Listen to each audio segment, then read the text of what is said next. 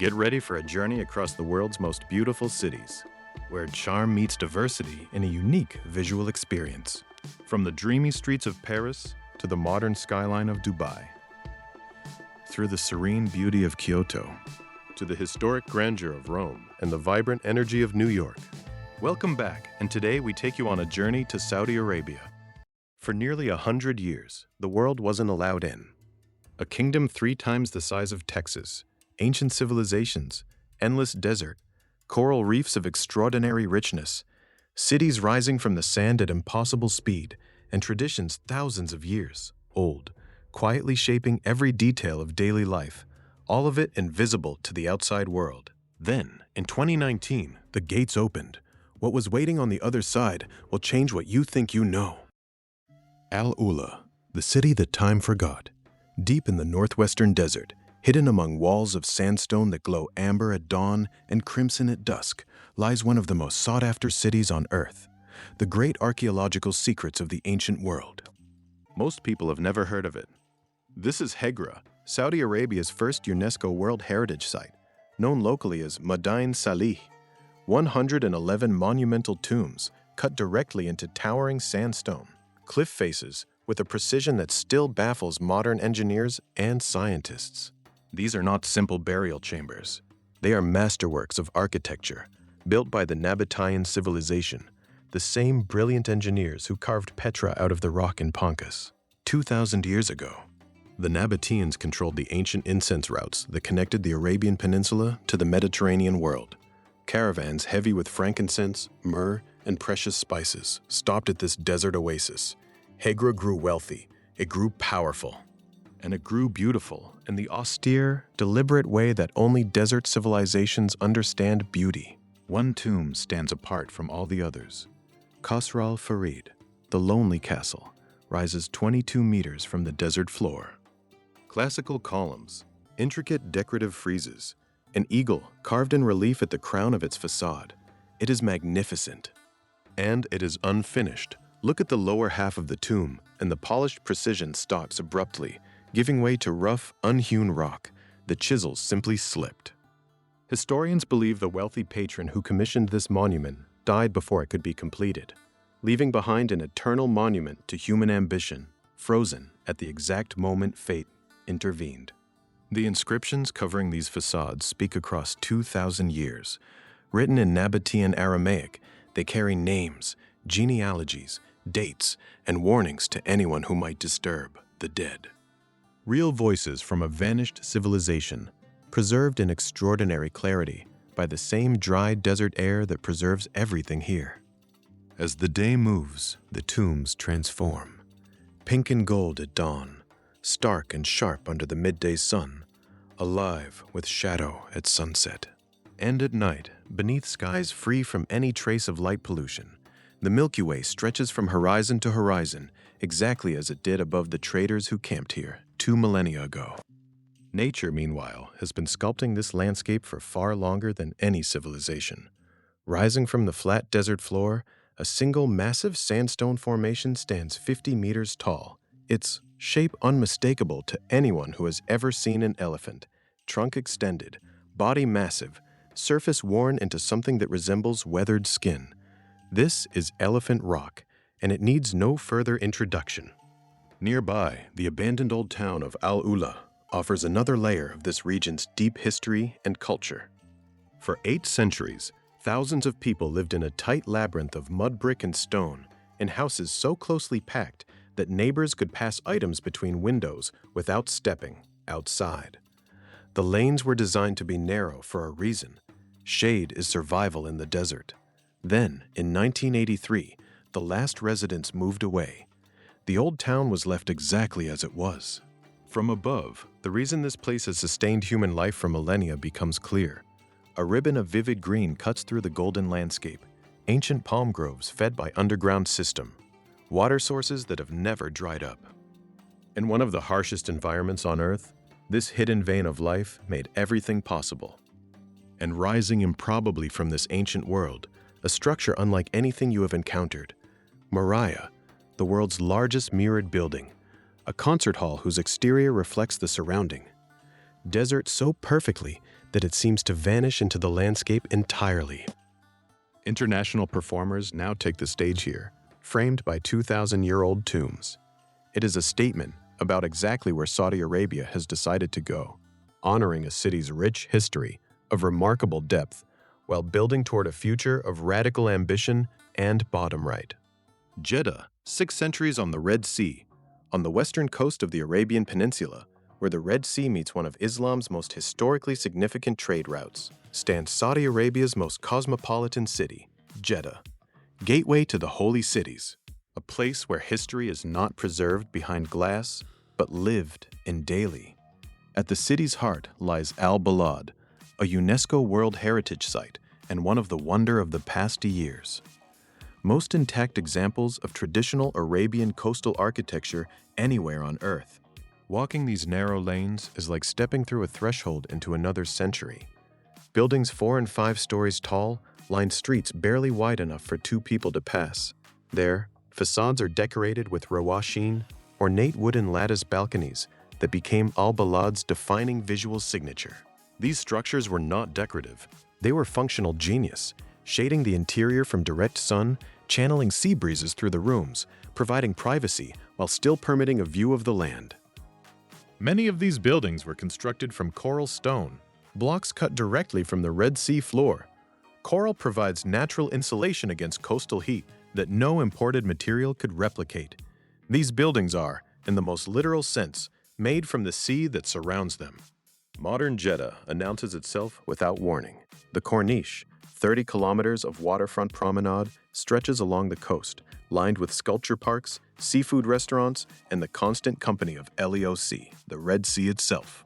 At its northern end, the King Fahd Fountain shoots water 312 meters into the air, the tallest fountain on Earth. By day, it is an impressive sight. At night, illuminated against the dark sky above the water, it becomes something else entirely haunting. But the city's most extraordinary treasure is the one you cannot see from shore. Beneath the surface of the Red Sea lies one of the most pristine coral reef ecosystems on the planet. Visibility in these waters exceeds 30 meters.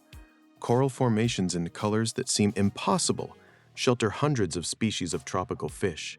Sea turtles move through the water with unhurried grace. Dolphins appear suddenly and vanish just as quickly. These reefs have been largely spared the bleaching and degradation that has damaged reef systems across the rest of the world. For divers, this is among the finest underwater environments on Earth. Full stop. Ready to unlock something amazing? You don't want to miss what's next. Every like, every comment, and especially every share helps us create more jaw-dropping content just for you. So hit that subscribe button right now to join our incredible community. Mecca and Medina, the spiritual axis of a billion lives. There are 2 cities in western Saudi Arabia that are unlike anywhere else in the world. Mecca and Medina are closed to non-Muslims, but their significance to understanding this kingdom and to understanding our world makes them impossible to set aside. Mecca is the birthplace of the Prophet Muhammad and a location of the Kaaba, the sacred cubic structure at the center of the Masjid al-Haram, the Grand Mosque, toward which every Muslim on earth turns in prayer 5 times every day. The mosque can hold over 2 million worshippers simultaneously. During Hajj season, the city absorbs 2 to 3 million pilgrims converging from every nation on earth. They arrive wearing ihram, simple white garments that render every pilgrim identical, erasing all visible distinction of wealth, nationality, or social standing. Before God, the robes declare everyone is equal. The rituals of Hajj have been performed for 14 centuries without interruption, circling the Kaaba, walking between the hills of Safa and Marwa, standing in prayer on the plain of Arafat. Each act threads the modern pilgrim directly into the origin point of their faith. Managing this convergence of millions is one of the most complex logistical operations in the world, and Saudi Arabia has invested billions to make it possible. Infrastructure, transport, accommodation, ranging from luxury hotels to the vast tent cities that house pilgrims of every economic background. Medina, 340 kilometers to the north, carries its own profound weight. The Prophet's Mosque contains the tomb of Muhammad and is the second holiest site in the Islam. Its green dome is one of the most recognized symbols in the Muslim world. Where Mecca pulsates with the intensity of Hajj, Medina is described by those who have visited as quieter, more contemplative, a city of palm groves and measured devotion. Its origins as a desert oasis, still visible in the landscape. These cities are the reason Saudi Arabia is what it is. The kingdom's identity as guardian of the holiest sites in Islam shapes every dimension of its culture, its foreign relations, and its sense of itself. To understand Saudi Arabia without understanding this is to understand almost nothing. The empty quarter, where the earth tests its limits. 650,000 square kilometers of sand, no roads, almost no rain, no permanent settlements, almost nothing except the land. The most extraordinary desert landscape on earth. This is the Rub Khali, the empty quarter, the largest continuous sand desert on the planet. Seen from above, it looks like a frozen ocean, dune after dune, extending in every direction, their crests sharp as blades, sculpted by relentless wind into geometric forms of strange, severe beauty. Some dunes rise over 100 meters from the desert floor. Summer temperatures here regularly exceed 50 degrees Celsius. Rainfall, when it comes at all, measures in single-digit millimeters per year. It is one of the most extreme environments on the planet. And for thousands of years, the Bedouin tribes called it home. They developed knowledge that appears almost supernatural to those who lack it. Navigation across featureless terrain by starlight. The ability to locate water hidden beneath the sand. The capacity to read the desert's subtle messages, the direction of the wind, the shape of a dune, the behavior of an animal, the way a sailor reads the wind. This was not primitive survival. It was a mastery of the extreme, refined over generations into something close to art. 90 kilometers northwest of Riyadh, the desert plateau ends without any warning. The ground simply stops. It drops 300 meters in a sheer vertical cliff face, stretching 4 kilometers across, a geological rupture so dramatic that it creates a genuine optical illusion. Standing at the edge of Jebel Firain, the edge of the world, the desert stretching endlessly below makes the horizon look like the end of everything. The geological layers, visible in the cliff face, record millions of years of history, including the ancient inland seas that once covered this entire region long before the desert existed. Riyadh, the desert capital reinventing itself. From the air, it looks like a mirage that refused to disappear.